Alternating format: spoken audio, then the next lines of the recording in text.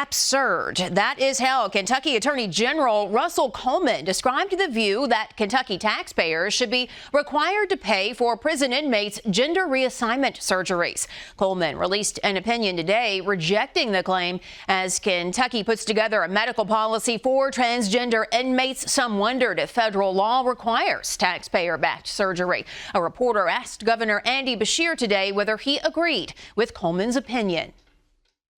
I agree with the opinion that federal law does not require taxpayers to fully fund and provide a level of health care to a convicted felon in our state prisons, which typically means an A, a B, or a C felony, which are significant felonies that wouldn't be available to private sector citizens. In other words, if you're a convicted felon in state prison, you shouldn't have better access to less expensive health care than a law-abiding citizen.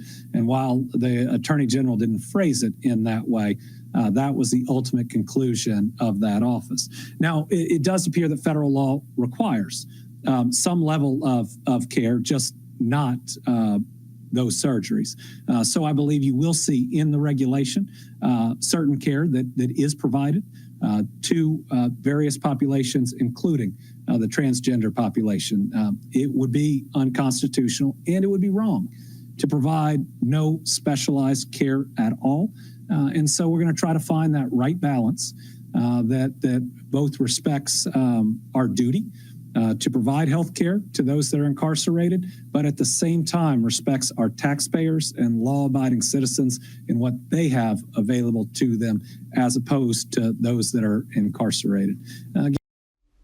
And here's more from the governor's news conference. He announced the Kitchen Food Company will spend $69 million building a facility in Hopkinsville that will mean almost 1,000 new jobs. He says 2024 will be the fourth best year ever for investment in Kentucky.